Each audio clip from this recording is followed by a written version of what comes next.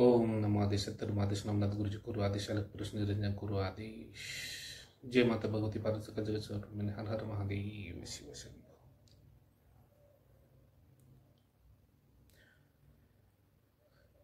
आज माझ्या महाराष्ट्रातल्या जनतांना व साध्या भोळ्या भक्तांना मला खूप महत्त्वपूर्ण माहिती द्यायची। महत्त्वपूर्ण म्हणजे आज आपण विषय घेणार आहेत गुरु भक्ती कशी असते, गुरु भक्ती किती श्रेष्ठ असते, गुरु भक्तीची महिमा काय असते, गुरु कृपा कशी असावी, गुरुची पात्रता कशी असावी, गुरुमध्ये सामर्थ्य काय असलं पाहिजे, गुरुमध्ये सर्व प्रकारचं ज्ञानाचं भंडार असलं पाहिजे, समस्त विद्यांचं ज्ञान असलं पाहिजे। हे सर्वात महत्त्वाचं घ्या लक्षात। तर जे पण लोकांनी फक्त पुरातन काळातल्या गुरूंचं ऐकलं नाही, एकलव्याने कशी भक्ती केली गुरूंची, काय कर्णाने गुरूंची कशी भक्ती केली, कशी नाही, समस्त लोकांनी गोरक्षनाथांनी गुरूंची भक्ती कशी केली, अनेको थोर साधू संतांचे पण आहे गुरु शिष्यचे संवाद जुने। पण ह्या काळामध्ये प्रॅक्टिकली कोणी बघितलेलं आहे का? मी फक्त एकच सांगतो शिष्यांना, तुम्ही जे स्वतः डोळ्यांनी बघसाल ते खरं, तुम्ही जे अनुभवसाल ते जीवनात सर्वात उत्तम, तुमचा स्वतःचा वैयक्तिक उत्तम अनुभव असला पाहिजे। म्हणजे तुमचा स्वतःचा अनुभव तो उत्तम अनुभव कधी पण लक्षात घ्यायचं। गुरुभक्ती व गुरुची पात्रता नुसतं गाथ्यात वगैरे नसली पाहिजे। मी आज जे तुम्हाला दाखवणार आहे किंवा तुम्ही जे बघणार आहेत, तुम्ही स्वतः ठरवा की काय आहे आणि काय नाही, ठीक आहे। पण जे घडतंय ते सत्य साध्या भोळ्या भक्तांसमोर आणायचं माझं कर्तव्य आहे आणि मी ते काम करतच राहणार आणि साध्या भोळ्या जनतांचे डोळे उघडतच राहणार, ठीक आहे। तर काय सांगतोय नीट ऐका। तर माझे काही शिष्य होते, सर्व बरेचसे शिष्य होते, पण गुरु दीक्षाची पात्रता कोणामध्येच आली नाही। आतापर्यंतचा जो अनुभव सांगतोय, काय होळी तर होऊन झाल्यात 2 दिवस, तो अनुभव सांगतोय मी। काय कुठला पण शिष्य गुरु दीक्षेच्या पात्रपर्यंत आलं नाही, पण ज्या शिष्यांची कानं वगैरे फुकलेले त्यांचे सर्वांचे दिव्य ताकद प्रकट झाली, सर्व झालं। फक्त कानं फुकल्याने, नीट सर्वांनी नीट ऐका, साधकांनी जे 10-10, 15-15, 6-6, 7-7 वर्ष ज्यांनी पोथी पुराण जे वाचत बसले, नवनाथ पारायण वगैरे गुरुचरित्र पारायण करत बसले, त्या सर्वांनी नीट ऐका आणि सत्य जाणून घ्यायला शिका। काय आणि सत्य कर्म धर्माच्या मार्गावरती सत्य पद्धतीने खऱ्या पद्धतीने भक्ती करायला शिका। खऱ्या पद्धतीने भक्ती केली की लगेच भगवंत प्राप्त होतो। जर तुम्हाला पद्धतच माहिती नसेल की भगवंत प्रकट कसा होईल, तुम्ही कित्येक वर्ष तप करा, किती वर्ष व्हायला घालवा, तुम्ही फार म्हातारे होऊन जासाल, पण तुम्हाला भगवंत काय दिसणार नाही। काय त्याच्यामुळं काय सांगतो नीट व्यवस्थित ऐका तुम्ही सर्वांनी। तर हे सर्व शिष्य होते, तर सर्वांचे बरेचसे अनेक शिष्यांची माझी कान फुकण्याची विधी झाली, पण प्रत्येकाला वेगळे वेगळे देवी दैवत वगैरे सर्व त्यांच्या कर्मफळानुसार त्यांना जे भेटायचं ते भेटलं। काय ज्या साधकांना जसं भक्ती करता आली गुरुची तशी भक्ती केली, जसं विधी विधान मी शिष्यांना सांगितलं, काही शिष्यांनी विधी विधान केलं पूर्ण, काही शिष्यजणांनी नाही केलं। का की माझ्याकडे जेवढे पण येणारे असतात हे सगळे भटकूनच आलेले असतात, सर्व ठिकाणावर ना। त्याच्यामुळं कसं सत्य, तशा शिष्यांना सत्य कळत नाही. का की मी त्यांना सांगत असतो की बाबा तुम्ही जे स्वतः बघसान, जे करसान, जो तुमचा अनुभव हा जीवनातला उत्तम अनुभव मी सर्व शिष्यांना सांगतो. पण जेवढे पण शिष्य आहेत मी त्यांना कर्मविधानावर सोडलेलं आहे. त्याच्यामुळे मी कधीही कुठल्या शिष्यांबद्दल अपशब्द वगैरे काही गोष्टी बोलत बसत नाही. काय आणि त्याच्यामध्ये सर्व शिष्यांसंगच त्याचं पण कान फुकण्याची विधी झालेली. ना त्या व्यक्तीला त्यावेळेस कुठलं ज्ञान होतं ना किंवा काय होतं. फक्त तिची जी दिव्य ताकद होती त्या व्यक्तीची, त्यावेळेस फक्त ताकद प्रकट केलेली होती, पण ती ताकद बोलता नव्हती. फक्त जे काय बोलली माझ्या संघाच दिव्य संभाषणामध्ये. मला 2 गोष्टी आवडतात. सर्वात महत्वाचं काय, माणसाच्या किंवा साधकाच्या किंवा साध्वी असो, जे कोणी माझ्यासमोर आले बघण्यासाठी किंवा काय गोष्टी करण्यासाठी, त्याच्या अंगात न येता ज्या वेळेस त्याची दिव्य ताकद समोर उभं मला दिसते माझ्या गुरुच्या कृपेने, त्यावेळेस मला ते बरं वाटतं. काय आणि जे मला दिसते, दुसरं जे मला दिसतंय, ज्यांच्या संग माझं बोलणं झालं आणि तेच दिव्य ताकद त्या साधकाच्या शरीरामध्ये प्रवेश करून जे बोलणं झालं, जे सर्व गोष्टी झाल्या त्याच्या मुखातनं बोलतंय, तर ते सर्वात उत्तम. ते मला एक आवडतं. काय मी सांगणार आणि नंतर तो बोलणार, मला त्या नाही आवडत. दिव्य ताकदचं माझं जे संभाषण झालं तेच त्या शिष्याच्या साधकाच्या शरीरामध्ये प्रवेश केल्यानंतरून त्यांनी जे बोलन ते बोलणं आणि दिव्य ताकदशी जे बोललेलं ते शब्द जर जुळे, ते शब्द जर मॅच झाले, तर मी समजतो की खरी ताकद. नाही तर असे ढोंग करणारे भरपूर असतात येऊन. दिव्य ताकदचा तर अंगात पत्ता पण नसतो. काय ना त्यांना दिव्य भाषा येत पण नसतात आणि तसंच अंगात घुमून सांगतात. मग हे असे खोटे नाटे जे करणारे असतात ना, त्यांना सत्य भगवंताच्या ठिकाणी थारा नसतो. त्यांना खोटं नाटं पाहिजे, तुम्ही खोट्या नाट्याच्याच मागं घुमत बसा, का की तुम्हाला अंगात घेऊन घुमायची सवय आहे. अरे भक्ती अशा पद्धतीने करायची असते की तो भक्ताच्या जर सुरुवातीला जर अंगात येत असेल तर त्याच्या गुरुमध्ये एवढं कर्तव्य असणं गरजेचं आहे, ज्याच्या अंगात येते त्याचे दिव्य ताकद समोर प्रकट करून देण्याची. काय त्याला विधी विधान सांगण्याची, त्याचे विधी मार्ग सांगण्याची, प्रकट करण्याची, त्याच्याकडनं त्या शिष्याकडनं तप जप करून घेण्याची. आणि त्या शिष्यामध्ये सुद्धा अशी पात्रता पाहिजे की त्यांनी स्वतःनी तप जप केलं पाहिजे. काय तर हे सर्व शिष्यांचं झालं त्याच्यामध्ये. काय झालं, ह्या सर्व शिष्यांचं झालं त्याच्यामध्ये कान फुकण्याची विधी. मग काही कारणामुळं त्या शिष्याकडनं चूक झाली. जे सत्य ते सत्यच सांगणार, शिष्याचं कौतुक तर कौतुकच सांगणार, तर त्याच्याकडनं चूक झाली. अशी चूक झाली की तो गुरुप्रती श्रापित झाला. काय झाला, गुरुप्रती तो श्रापित झाला. आता गुरुप्रती तो श्रापित झाला, मग गुरुप्रती श्रापित झालं तर आता ह्या श्रापातनं कोण मुक्त करेल?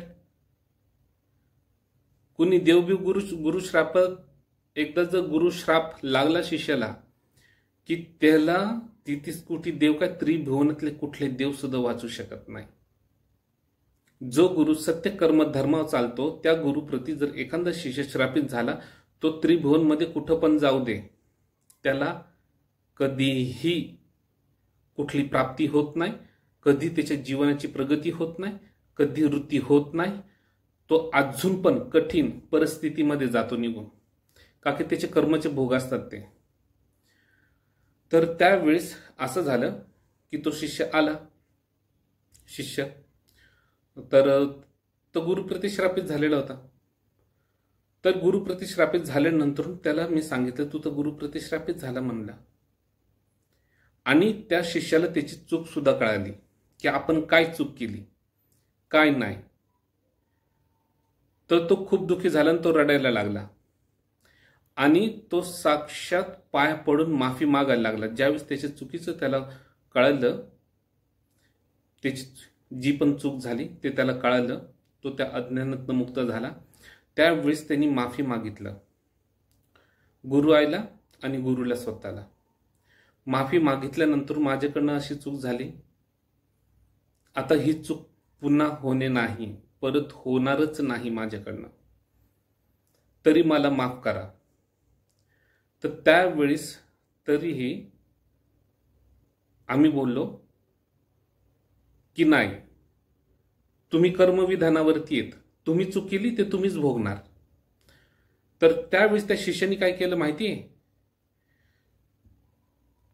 तो बोलला की मला ह्या गुरुश्रापातनं मुक्त कसं होऊ, त्याचं मला फक्त एक शेवटचा मार्ग सांगा, इथून पुढे मी तशी चूक करणार नाही. मी म्हणलं तुला शेवटचा मार्ग एकच आहे, तू गुरुप्रती अशी भक्ती कर, अशी भक्ती कर की साक्षात त्या परमेश्वराला सुद्धा तुझी भक्ती कळली पाहिजे आणि तो परमेश्वर साक्षात तुझ्यामध्ये प्रकट होऊन गुरुशी बोलला पाहिजे. त्यावेळेस गुरुच्या कृपेने तुझं जे पण काय आहे, श्रापित झालेला असो, कर्मविधानात चुकलेला असो किंवा काही पण असो, त्या क्षणी गुरु कृपेनेच तू मुक्त होणार. त्याच्यासाठी तुला गुरु भक्तीशिवाय काहीच म्हणजे काहीच नाही. मी फक्त एवढंच बोललो त्याला, तू नाही तर 33 कोटी देवांक जा, कुठं पण जा, तुला कुणीच मुक्त करू शकत नाही, हे पण त्याला सांगितलं. तर त्या साधकाने काय केलं माहिती, आम्ही गेल्यानंतर ज्यावेळेस आम्ही गेलो त्याच्यानंतरून त्यांनी मनामध्ये अंतकरण स्वतःच त्यांनी प्रण ठेवला मनामध्ये, आणि त्याला जे त्याच्या दिव्य ताकदला प्रकट करण्याचे मंत्र दिलेले होते मी स्वतःच्या त्याला, काय तर तो दत्तगुरूंचे मंत्र त्याला दिलेले होते प्रकट होण्याचा. तर त्यांनी साक्षात दत्तगुरूंचा मंत्र सुद्धा त्यांनी जपला नाही. न जपता त्यांनी अंतकरणामध्ये निश्चल मानाने त्यांनी भक्ती केली. तर त्यांनी 3.25 महिन्याचं काय गुरुचं अनुष्ठान विधी केली आणि त्याच्यामध्ये गुरुचे महायज्ञ चालू केले त्यांनी, गुरुचे महायज्ञ. आणि त्यांनी गुरुचे महायज्ञ कसं करायचं ते सुद्धा गुरुकडनंच ज्ञान घेतलं त्यांनी. आणि गुरुंनी त्याला सांगितलं, त्याचा गुरु मीच त्याला सांगितलं, का की गुरुचं कर्तव्य असतं, तो त्याच्या कर्मफळाने त्याच्या भक्तीनेच तो श्रेष्ठ ठरणार. समजले की नाही. आणि तो त्याच्याच विचाराने त्यांनी दुसऱ्याच्या बुद्धीचं ऐकून किंवा दुसऱ्याचं ऐकून जर तो कर्मदोषी ठरतोय किंवा काय ठरतोय, तर त्याचा पश्चाताप त्याला जीवनात होणार आहे, पण त्याच्यातनं कोण त्याला मुक्त करू शकत नाही. तर ह्या साधकांनी काय केलं, त्या टायमाला माझ्या शिष्यांनी अशी भक्ती केली आणि असे महायज्ञ केले त्यांनी, होम हवन आहुती जे पण असन त्यांनी 3.25 महिने त्यांनी, तोपर्यंत जो पण माझं उज्जैनचं अनुष्ठान वगैरे, दुसऱ्या शिष्यांचं अनुष्ठान वगैरे, त्यांची दिव्य ताकदची प्राप्ती वगैरे करून ते सर्व गोष्टी झाल्या तोपर्यंत दौरान. तर मला माहिती नव्हतं, त्यांनी मला विचारलं, मी फक्त सांगितलं, पण मी त्याला बोललो नव्हतो की तू ह्या दिवशी बस, त्या दिवशी पूजाला बस किंवा बसू नको. पण तो बसला, निश्चल अंतकरण शुद्ध ठेवून, त्यांनी एकदम निश्चल पाण्यासारखं मन ठेवून, किंतु परंतु कुठलंही मानत नाही येतात. आणि त्यांनी अशी भक्ती केली की साक्षात भगवंत, त्याला जी दिव्य ताकद प्रकट करण्यासाठी दिली ती भगवंत येऊन ते मला बोलले की गुरु महाराज असं ते माझ्या गुरूंना बोलले. मग आता माझ्या गुरूंना बोलले गुरु महाराज असं म्हणून. आता माझ्या गुरूंनी काय केलं, माझे गुरु शेवटी माझ्याकडेच येणार आहेत. मग माझ्या गुरूंनी मला सांगितलं, प्रत्येकाला जीवनामध्ये संधी द्यायची असते, पण त्याच्या कर्मविधान पात्रतेनुसार. त्यांनी जे केलं, काय केलं, सर्व गोष्टी मला माहिती आहे.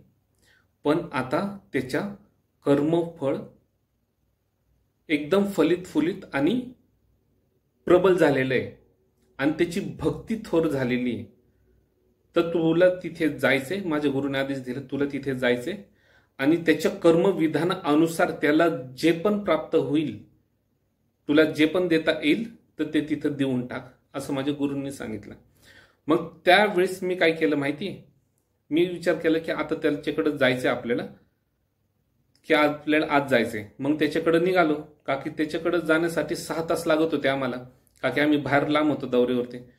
तर मी त्याच्याकडे निघालोच. तर त्याच्या मनात कुठून अशी चेतना, ह्याला बोलतात गुरुभक्ती. मी असं फक्त केलं की मला निघायचंय, आता त्याच्याकडे जातो. तर तो साक्षात त्याचाच फोन मला फक्त 2 मिनिटात आला. हे गुरुभक्तीचं आहे ना,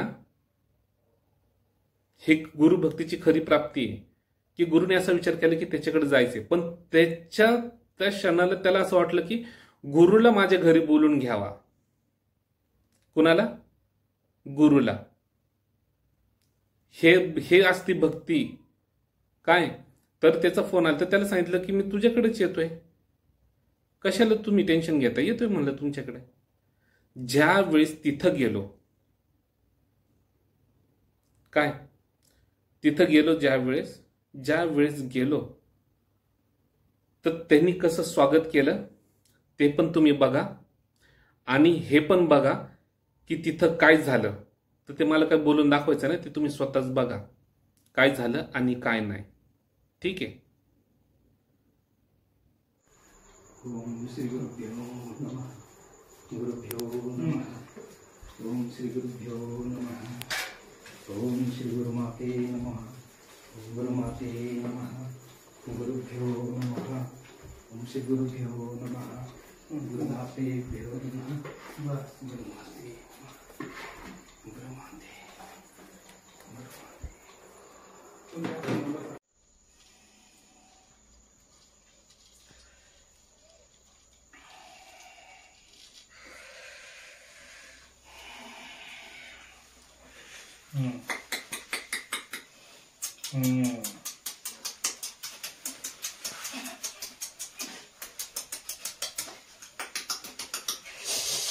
Este lilla heißt es in Momoholle, heißt es in der Momoholle.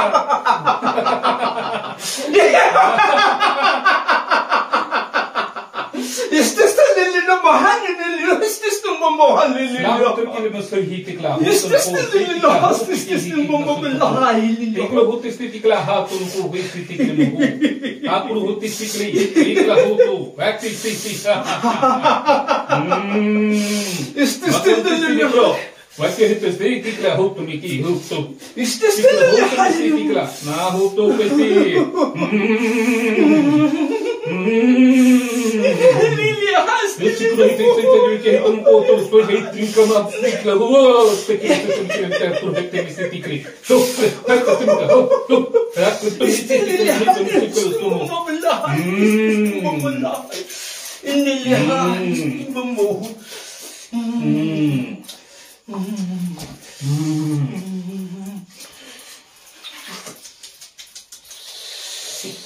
Sikra kotokoma sikra mikroto Srina kotona kitro Sikira na sokoro sakata sikakana Siko soro na sikanana Soko Lilla heißt in Lilla Momoholle. Sikana kotini kikikro Sirana sopona sikamana In Lilla Momoholle.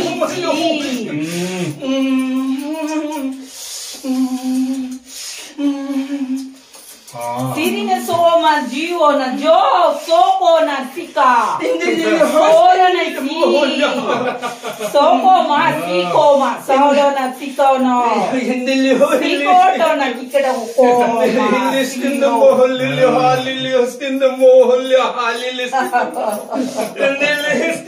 soro na kikada no ko pada ni kere no ko sero soko sito soro kana soto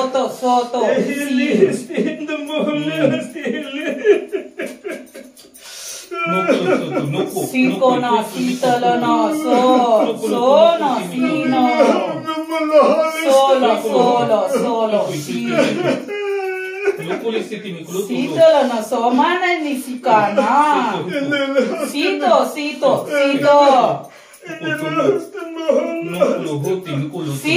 na sito.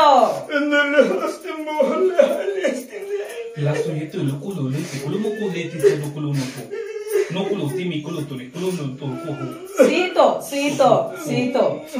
Sino, so. Sito. Simo abu sikona sito. Si.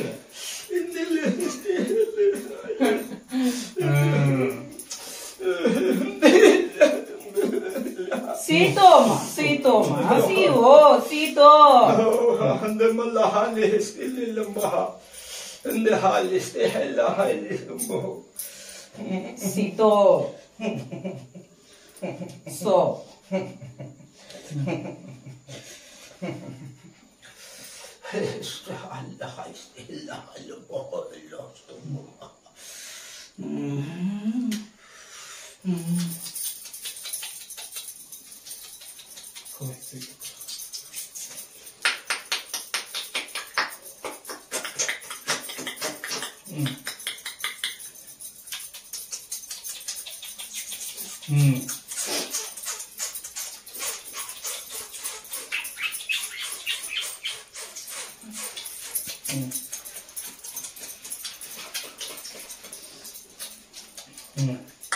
Sito dato na sikona soko.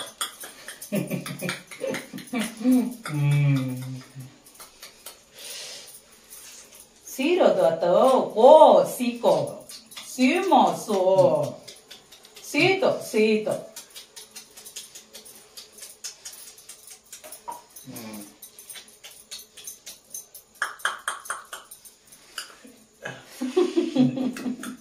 Siko, si, soto, si.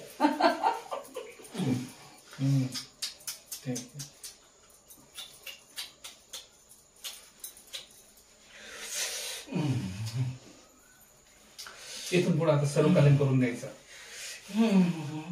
Estella na hastin ng mamala. Kuhit-tuloy ko hoto. Endella Gulo hastin tikulo hoto tikulo mo hoto. Sigora nagigalaw na Endella gola. halis ng Sigora nagigalaw na godo. Gulo hoto kulo. Giro go. Endella halis. Sigora nagigalaw na gari. Goda. Itra guru. Gigudu. And hastin da hadin Gigurgo nagigalaw. Endella mo halili. Gigoro nagigalaw. Gigurgo nagigi. Sugogo. Sigogo. Sigogo. Sigogo.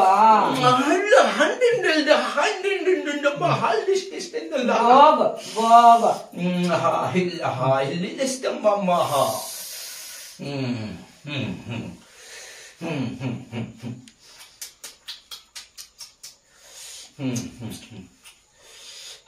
Istilla listin ng mamala istilla. Siapa na sikana na koko. Gigogo sika.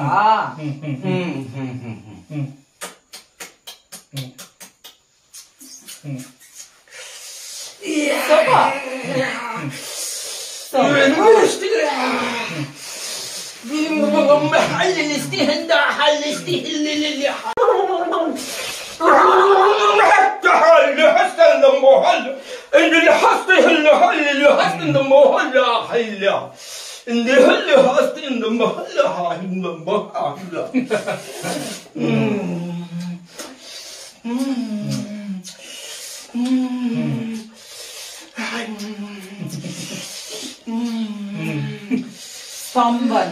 Somebody. Sado. Ala?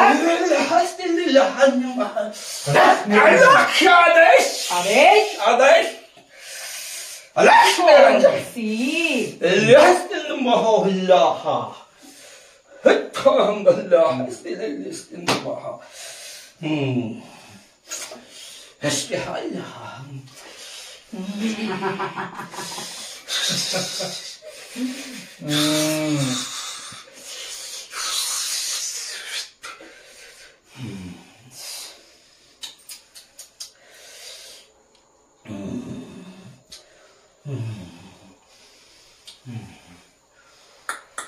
यांनी काय काय वाचन केलेले काय नाही त्याचं पण video घे असंच, आणि इकडं पण घे गुरुपूजनचं त्यांनी जे केलं, आणि इकडे देवाऱ्याचं पण घे.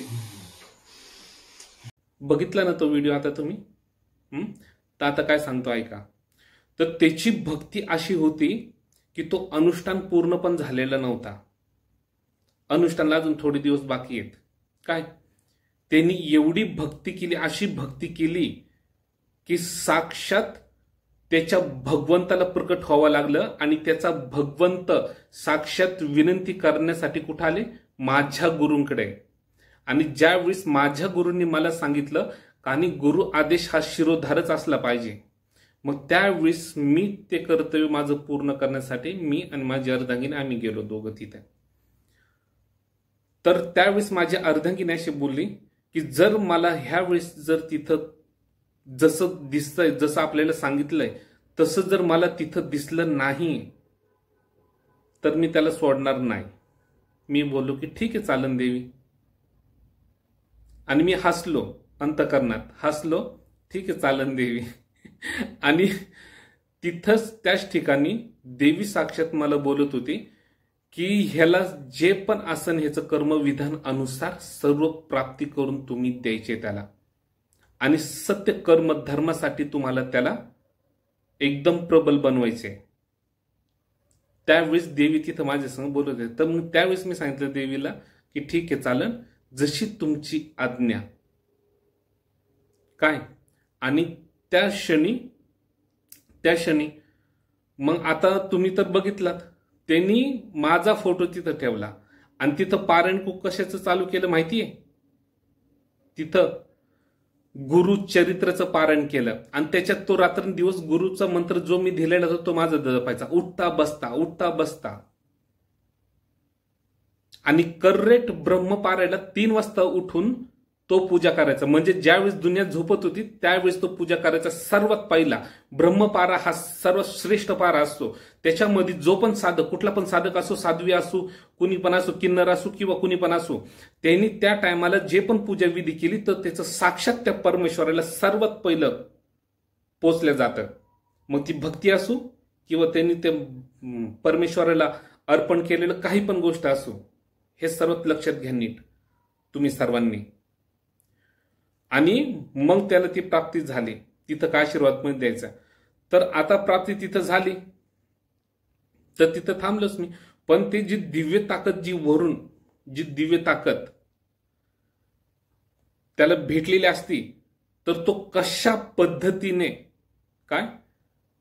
पद्धतीने पूर्णपणे त्या साधकाच्या शरीरात जाते आणि त्याला तो लोट झेपतो का बघा. बघा हा व्हिडिओ, लोट झेपतो का त्याला. कुणी हात लावू नका अंगाला, तसंच राहू द्या.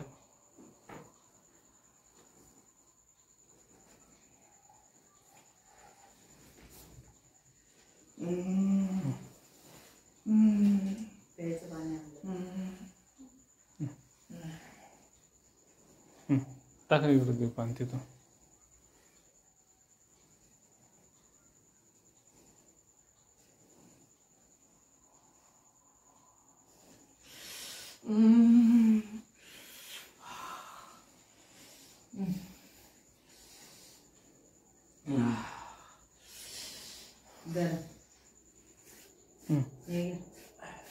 ठीक आहे.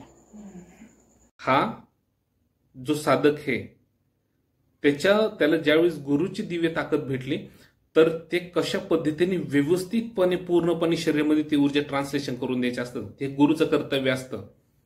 नाहीतर असं भयंकर स्थिती जाती निघून की खतरनाक. दिव्य ताकद शरीरात उतरताना ते शरीराला ती ऊर्जा, दिव्य ऊर्जा सहन होत नाही.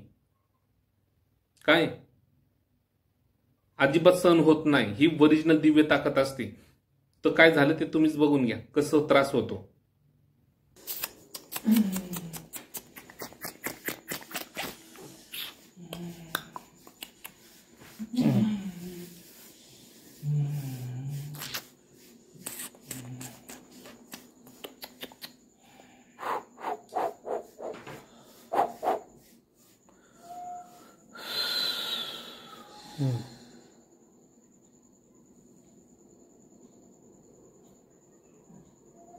ठीक आहे, उठा.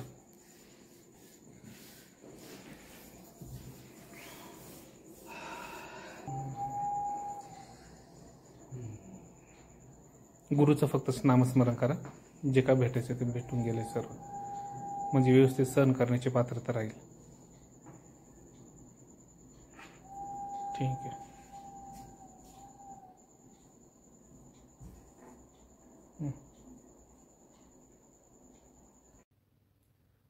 बघितलं ना कसं झालं तुम्ही आता. मग असं ऊर्जा सहन करण्याची आपल्या शरीरामध्ये पण पात्रता असली पाहिजे. आणि जे त्यांनी भक्ती केलेली आहे, शिष्याने जी भक्ती केलेली अंतःकरणात, देवाची करू, भूताची करू, कोणाची पण करू त्यांनी, आणि जर खरंच त्यांनी अंतःकरणातनं जर गुरुची पण भक्ती केली, सर्व केली, पण त्या भक्तीचं फळ देण्याची पण दानत गुरुमध्ये असलं पाहिजे. समजलं की नाही? तुम्ही येत ना सगळे अज्ञानासारखं वागता.